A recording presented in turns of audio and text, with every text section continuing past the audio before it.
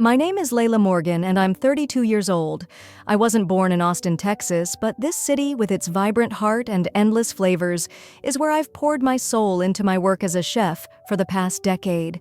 Austin is where I dreamed of building something lasting, something real.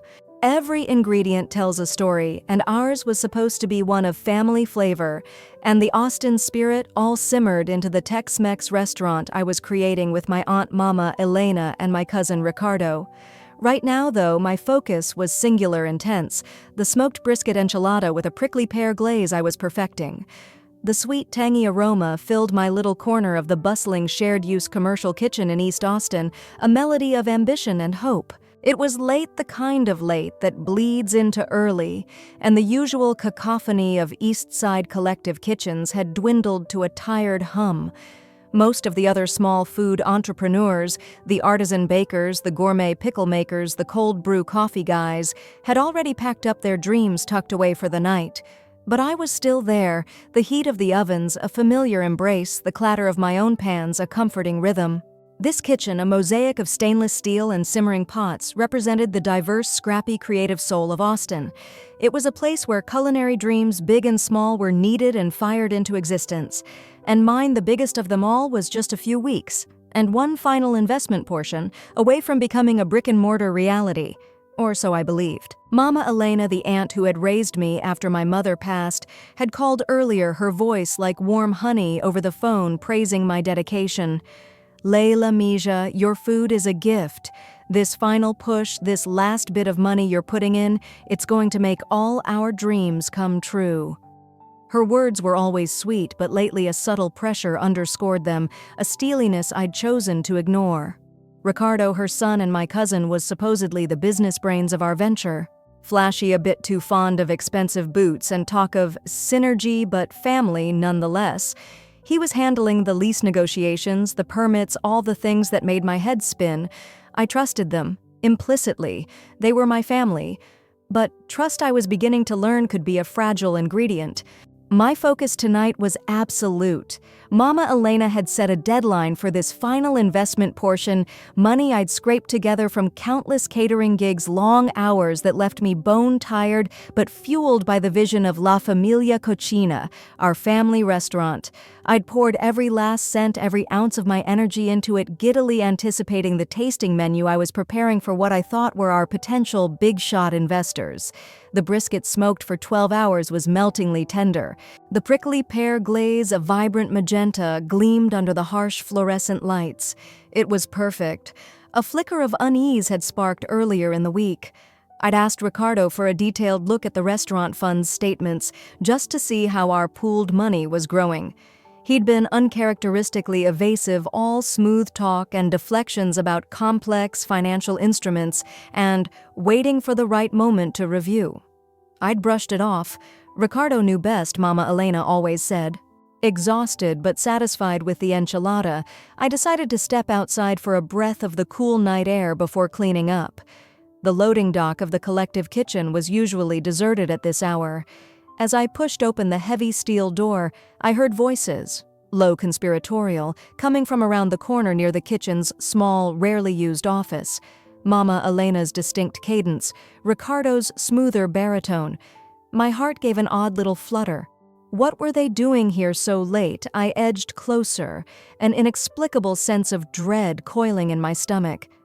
Leila's final large payment is absolutely crucial. Ricky Mama Elena was saying, her voice stripped of its usual warmth, now sharp and calculating. Once that clears your bar, the gilded agave will have all the seed money it needs.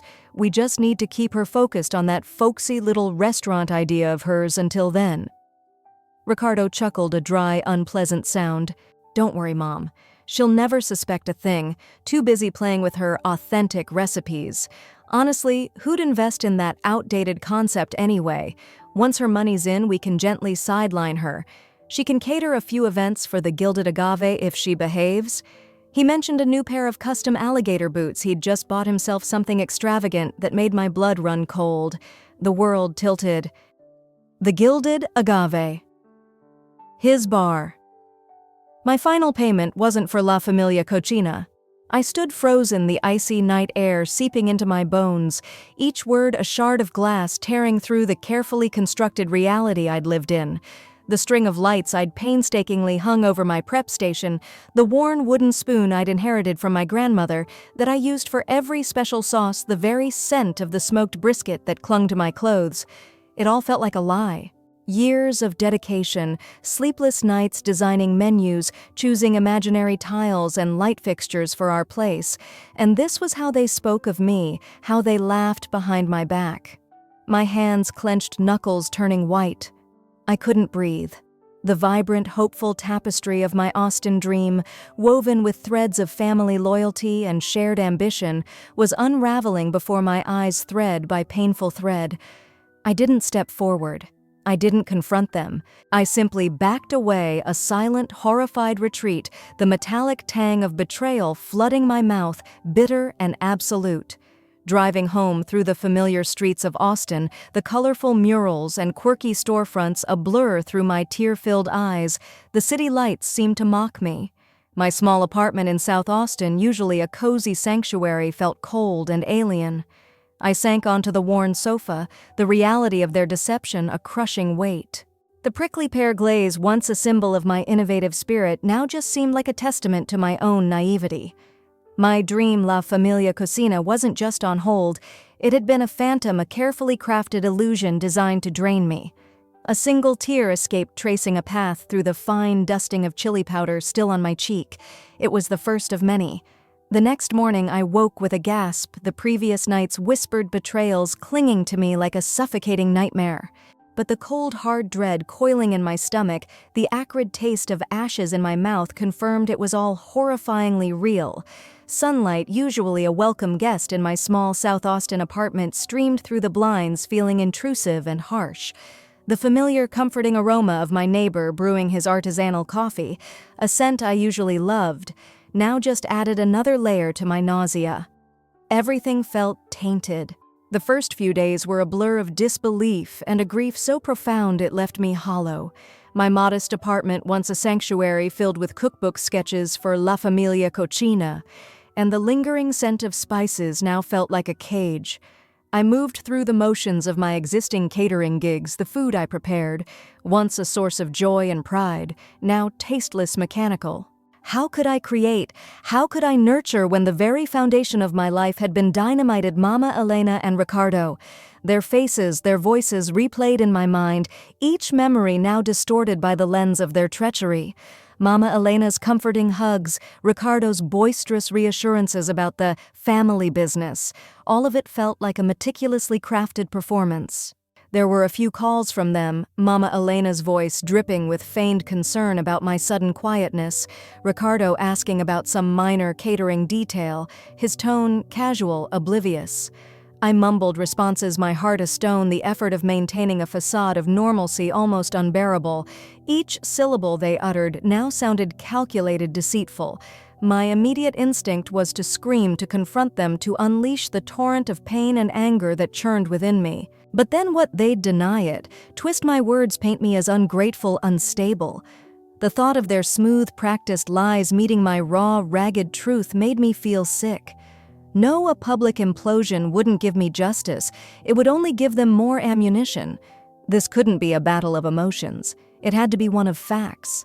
A tiny, stubborn spark of the resilience I didn't know I possessed flickered to life amidst the wreckage. I wouldn't just break, I would fight. But I needed a plan. I needed proof. So with a heavy heart, I began to dig. It was a painful, almost surgical process, sifting through the remnants of my shattered trust. Bank statements meticulously detailing every transfer I'd made to the joint restaurant account, an account I now suspected Ricardo solely controlled, emails filled with exclamation points and family emojis discussing menu ideas for La Familia Cocina, now read like carefully scripted diversions. Had I been so blind, so desperate for their approval, for that elusive feeling of belonging, that I'd ignored every subtle red flag? The isolation was crushing. The vibrant Austin food scene I loved, the friendly faces at the farmers' markets, the very act of cooking. It all felt distant, a world away from the cold knot of betrayal in my chest. One particularly bleak afternoon, needing to escape the oppressive silence of my apartment, I found myself wandering aimlessly. I ended up at the Barton Creek Farmers Market, a place usually buzzing with life and inspiration for me. Today, the cheerful chatter, the colorful displays of organic produce, the artisans proudly showcasing their wares. It all felt like a language I no longer understood. I wasn't there to shop just to be an anonymous face in the crowd, to feel the pulse of the city around me without having to participate. My gaze fell upon a small, unassuming stall tucked away at the edge of the market. East Side Sprouts Community Garden. A hand-painted sign read, adorned with cheerful, slightly lopsided vegetables. Volunteers were handing out flyers, their smiles genuine, their enthusiasm infectious. It was a world away from the slick, profit-driven ambitions of the gilded agave. A tiny, unexpected pull tugged at something deep inside me, a whisper of something wholesome, something real. The true turning point came a few days later. Fueled by a grim determination, I'd made an excuse to visit Mama Elena's house, pretending I needed to pick up a specific cookbook I'd supposedly left there. While she was distracted in the kitchen, her usual effusive chatter grating on my nerves, I slipped into the small room she used as an office. My heart hammered against my ribs as I scanned the cluttered desk, and there it was, tucked under a pile of mail, a glossy tri-fold brochure.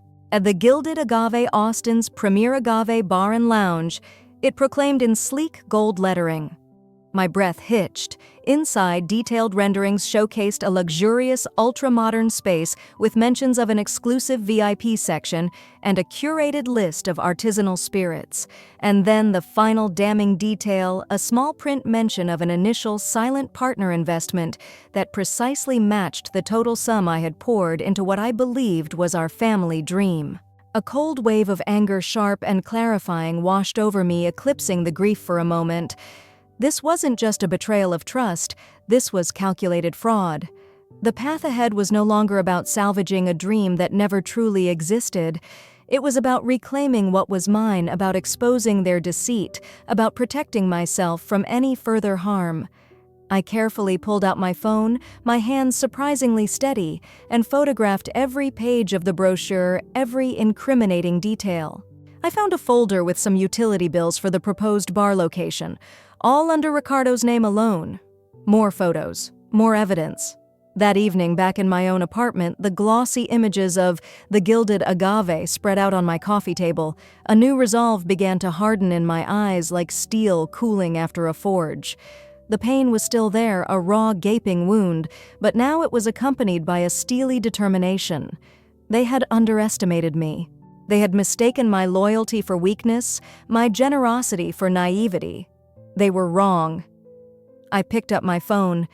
My first instinct was to call a lawyer, but something held me back. Not yet. There was another call I needed to make. First, a small act of self-preservation, a tiny step towards a different kind of light. I found the flyer I'd almost unconsciously pocketed from the East Side Sprouts stall at the farmers market. I dialed the number for their volunteer coordinator. "East Side Sprouts, this is Maria," a friendly voice answered. "Hi, Maria." I said, my voice a little shaky but clear. "My name is Leila Morgan. I'd like to sign up to volunteer." It was a small step, almost insignificant against the backdrop of the monumental betrayal I was facing. But as I hung up, having committed to a Saturday morning shift at the community garden, I felt the first faint stirring of something other than despair. It wasn't hope, not yet. But it was a choice. A choice to move, to act, to step away from the suffocating darkness of my family's deceit, and towards something, anything, that felt clean and true. My first Saturday at Eastside Sprouts arrived with the kind of gentle Austin warmth that makes you believe in new beginnings even when your world felt like it had been scorched to the ground. The community garden wasn't a manicured, picturesque haven. It was a sprawling, vibrant patchwork of raised beds, quirky handmade signs, and the happy buzz of activity. Getting my hands in the soil, the scent of damp earth and tomato plants filling my lungs felt surprisingly grounding. There was an honesty to it. A straightforwardness in the act of nurturing life from a tiny seed that stood in stark contrast to the tangled deceptions I was navigating. The sweat on my brow felt clean-earned. Over the next few weeks, Eastside Sprouts became my refuge. I spent every spare moment there, weeding, watering, learning about companion planting from a woman named Maria who had a laugh like wind chimes. The garden, nestled in a diverse East Austin neighborhood, was a microcosm of the city itself, a mix of old-timers who remembered when the area was all dirt roads, young families in newly renovated bungalows, and artists drawn by the lingering bohemian spirit. My catering work continued, a necessary means to an end, but my heart was increasingly drawn to the simple rhythms of the garden. It was here I truly met them, the people who would unknowingly begin to till the fallow ground of my own spirit. Ba June, an African-American woman in her late 60s, was the garden's unofficial matriarch. Her hands, gnarled from years of work, were surprisingly gentle as she showed me how to stake heirloom tomatoes. Her wisdom wasn't preachy. It was woven into stories of her own struggles of community activism in Austin, through decades of change, of finding strength in shared purpose. She had a no-nonsense exterior, but eyes that saw more than you let on, and a deeply empathetic heart that seemed to understand my unspoken pain without needing the details. Then there was Liam, an Irish immigrant with a tumble of red hair, a perpetually paint-splattered t-shirt, and a laugh that could charm the birds from the trees. He was a struggling street artist who volunteered at the garden for the good crick and the free veggies, as he put it. His friendly banter and relentless optimism were a balm to my bruised soul. He'd regale us with tales of his latest mural attempts or his encounters with Austin's more eccentric characters, his cheerfulness a relentless counterpoint to the darkness I was privately battling. And Chloe, a young Asian-American graphic designer, was the quiet observer. She'd often be sketching in a corner of the garden, her headphones on, but her smile was warm, and her occasional insightful comments showed she missed nothing. She was tech-savvy with a keen eye for aesthetics, and her quiet encouragement when I tentatively shared a culinary idea felt more meaningful than a chorus of praise. My old life, however, refused to stay completely at bay. Mama Elena would call occasionally, her voice a carefully constructed blend of concern and subtle interrogation. "Mija, you seem so distant. Is everything all right? Ricardo is getting a little worried you're not as focused on our project." Each call was a fresh twist of the knife, a reminder of the charade I was still forced to maintain. While the garden offered respite, the task of unearthing more proof of their scheme continued in the shadows of my evenings. I painstakingly pieced together more financial discrepancies, downloaded email chains where they discussed managing my expectations, and finalizing the asset transfer for what I now knew was Ricardo's bar. Each discovery was another weed pulled from the choked soil of my former life, painful but necessary. The clock was ticking. Ricardo's fundraiser for the Gilded Agave loomed, the date circled in red on my mental calendar. My internal conflict was no longer just about the betrayal itself, but about daring to trust again, to envision a future for myself that wasn't defined by their deceit.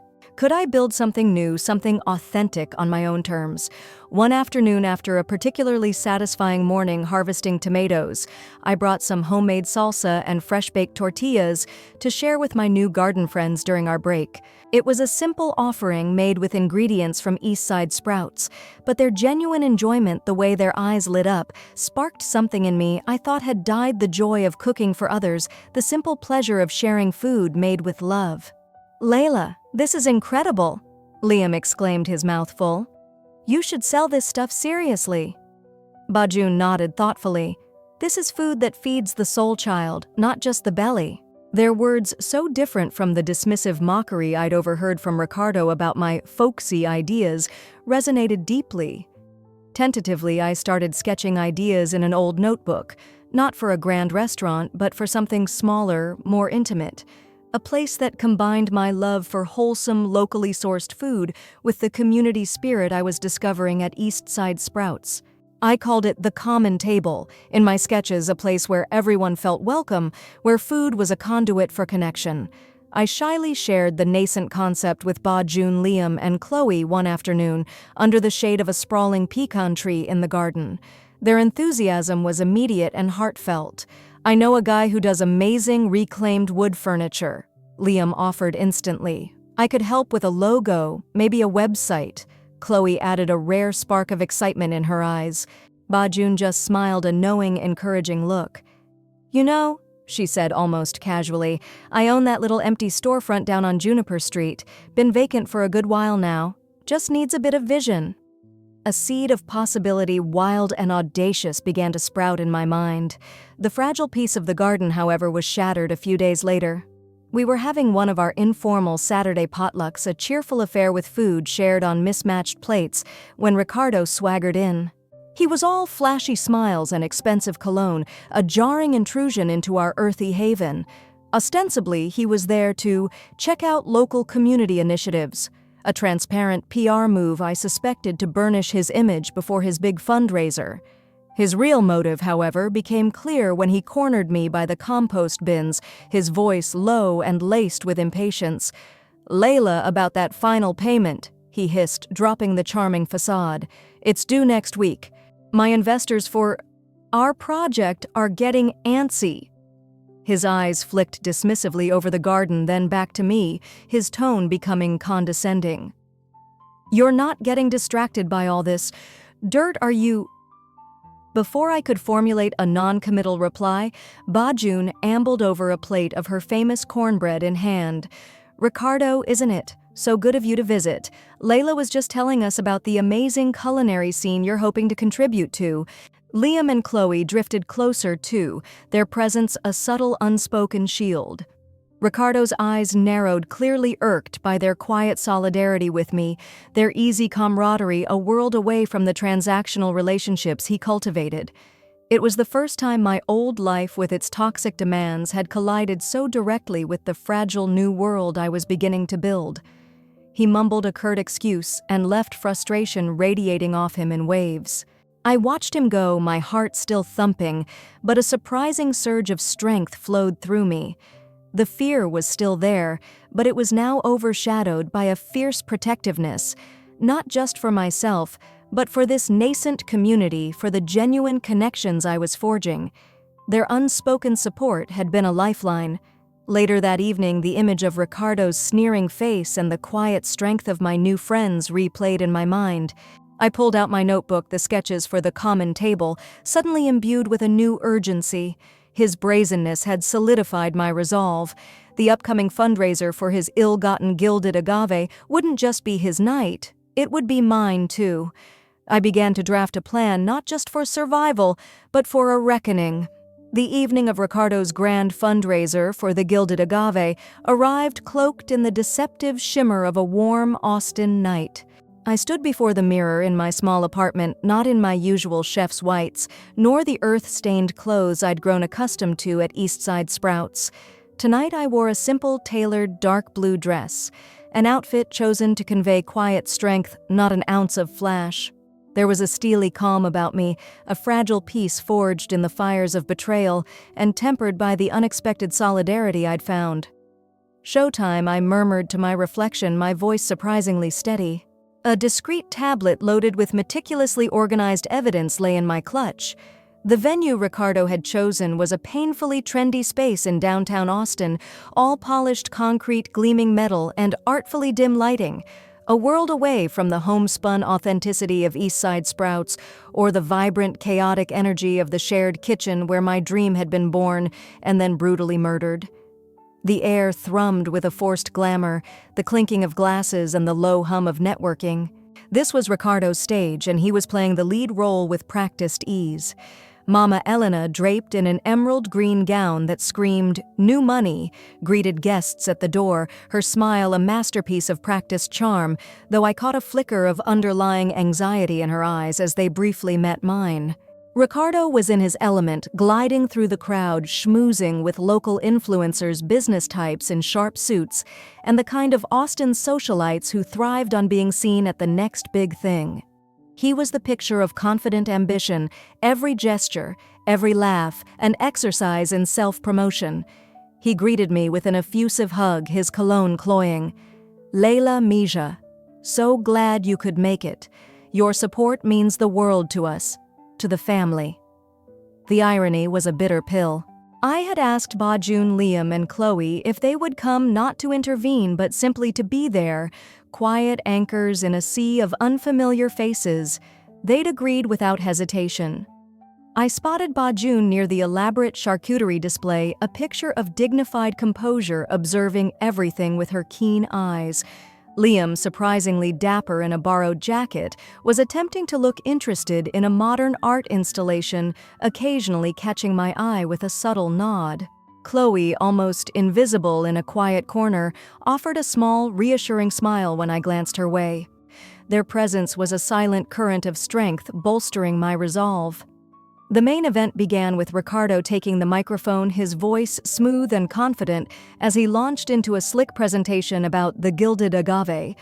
Projections of architectural renderings flashed across a large screen, a space designed for exclusivity and high-end consumption. He spoke of curated experiences, artisanal spirits, and the unique entrepreneurial vision driving the project. He even had the gall to talk about family support being instrumental to his journey, gesturing vaguely in Mama Elena's and my direction. I watched him, a cold knot tightening in my stomach, as he subtly took credit for a business acumen I knew was funded almost entirely by my sweat and savings. Then came the moment I'd been waiting for, the moment he opened the floor for questions, and as pre-planned with Mama, Elena was about to call on her for a heartfelt endorsement. Before he could, I stepped forward, my heels clicking softly on the polished floor, the sound unnaturally loud in the expectant hush. "Ricardo?"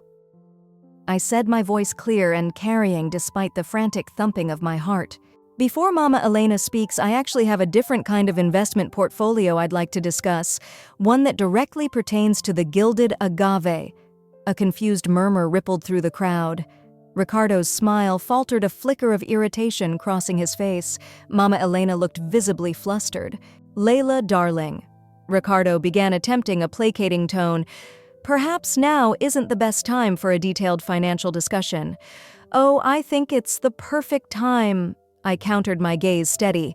I connected my tablet to the venue's projector, the same one he'd just used for his glossy presentation. The first image that flashed up was a copy of the Gilded Agave brochure I'd found, highlighting the silent partner investment figure.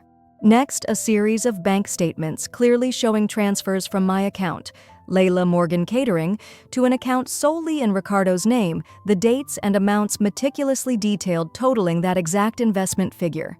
For the past 2 years, I began addressing not just them, but the entire room. I have poured over $60,000, my entire life savings money earned from countless hours of hard work, into what I was told was a joint family venture, a restaurant we were building together, La Familia Cocina. My voice was devoid of tears, imbued instead with a cold, hard clarity. However, as this brochure for the Gilded Agave, a project I was never informed of, clearly states that my money appears to have been the seed funding for Mr. Ricardo Diaz's solo enterprise. I clicked through more slides, email exchanges where Mama Elena and Ricardo discussed the family restaurant, while simultaneously referencing Ricky's bar project in separate concealed communications, notes on how to manage Leila's expectations, even a short damning audio snippet I'd managed to record during a follow-up phone call where Ricardo, thinking I was still in the dark, had let slip a crucial detail about the bar's timeline conflicting with any possible restaurant opening. The room had fallen into a stunned, suffocating silence. All eyes were on Mama Elena and Ricardo. Ricardo's face was a mask of disbelief, rapidly morphing into anger. Mama Elena looked like she might faint. This is a misunderstanding." Ricardo finally blustered, his voice too loud. "Leila, you're clearly overwrought, maybe a little jealous of my success." "Jealous, Ricardo?" I met his gaze. "Or simply a victim of fraud?" Mama Elena rushed forward, tears, crocodile I suspected, streaming down her face. "Leila Mija, how can you say these things? We are family. This is just a terrible mistake. A miscommunication that involves tens of thousands of my dollars and a secret business plan." I kept my voice level. "The evidence speaks for itself. This isn't about family drama. It's about a calculated deception." The atmosphere in the room had shifted dramatically. The earlier buzz of excitement was replaced by an uncomfortable, charged tension. Whispers erupted. Some of Ricardo's potential key investors, men and women whose faces had been alight with interest minutes before, now looked deeply uncomfortable. One by one, they began to discreetly excuse themselves, murmuring apologies. The carefully constructed facade of Ricardo's success was crumbling before his eyes. I concluded my presentation not with venom or a flourish of triumph, but with a quiet, unwavering dignity. I will be pursuing all necessary legal avenues to recover the funds that were deceitfully obtained from me. Beyond that, my only wish is to sever all personal and financial ties with Elena and Ricardo Diaz. Then I turned and walked away, leaving them standing amidst the ruins of their meticulously staged event. The silence that followed my exit was for a moment absolute, before dissolving into a cacophony of hushed, shocked conversations. Outside, the Austin night air, usually so welcoming, felt cool and sharp on my heated skin. Bajun, Liam, and Chloe were waiting for me a little way down the street, their faces etched with concern and a quiet pride. There were no cheers, no dramatic exclamations, just the comforting solidity of their presence. Bajun simply took my hand and squeezed it. Liam offered a small, crooked smile. Chloe just nodded her eyes, conveying everything. A profound weight, one I hadn't even fully realized I'd been carrying, lifted from my shoulders. It wasn't a feeling of triumphant victory, not yet. It was something rawer, more fundamental, a painful, necessary liberation. The unveiling was complete. The truth, however ugly, was out. Months later, the Texas sun, already warm and generous on a Saturday morning, streamed through the large front windows of the common table, illuminating a scene so sought, bustling with a gentle, joyful energy. The air hummed with quiet conversation, the clatter of cutlery on ceramic plates, and the rich aroma of freshly brewed fair trade coffee mingling with the scent of my signature lavender honey scones, baking in the open kitchen. Laughter spilled from a corner table where a group of local artists were animatedly discussing their latest projects. I leaned against the counter, wiping my hands on my apron, a genuine smile playing on my lips as I watched Liam expertly manage a sudden rush at the register, his banter with the regulars effortless and charming. This was it. This was real. The common table, nestled on Juniper Street in East Austin, was more than just a cafe. It was the heart I hadn't known I was missing.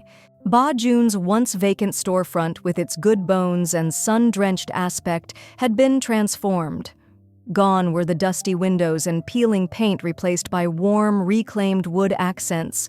Liam's handiwork, vibrant local art adorning the walls, curated by Chloe, and shelves overflowing with cookbooks and community notices.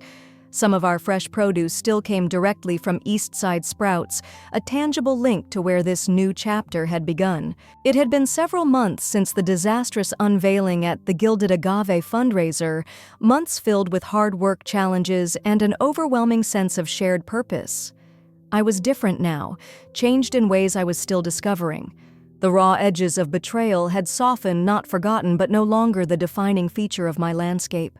Confidence, a quiet and steady kind, had taken root, nurtured by the unwavering support of my found family and the daily affirmations of a community embracing what we had built. Bajun, with her quiet wisdom and practical advice, was our anchor. Liam, when not charming customers or attempting to fix the occasionally temperamental espresso machine, filled the space with his infectious energy and artistic flair. Chloe, initially so reserved, had blossomed, her brilliant branding and social media savvy, giving the common table a distinct voice and a loyal online following. She'd even started showcasing local artists' work in the cafe, turning one wall into a rotating gallery. As for Mama, Elena, and Ricardo, they were a distant echo. My lawyer was methodically working through the legal process to recover a portion of my stolen funds. It was a slow, frustrating ordeal, but I detached myself from the outcome emotionally. I had no direct contact with them, had blocked their numbers, and any attempts they'd made to reach out through acquaintances were met with a polite but firm refusal from my friends. My focus was resolutely forward on the warm, inviting space I now inhabited. The conflict now wasn't one of deceit and heartache, but the positive, invigorating challenge of running an ethical, growing business. How could we best serve our diverse neighborhood? How could we continue to foster that sense of community, ensuring the common table remained a welcoming space for everyone? We had a pay-it-forward board where customers could buy a coffee or a meal for someone in need, no questions asked. We hosted a community meal once a month, a simple, hearty dinner where everyone was welcome regardless of their ability to pay. These weren't just business strategies, they were the soul of the place. The journey to this point hadn't been easy. There were flashbacks to the early days, the four of us, me, Ba, June, Liam, and Chloe, covered in paint and sawdust, laughing through exhaustion as we renovated the storefront. There were community work days where neighbors had pitched in with tools, time, and encouragement.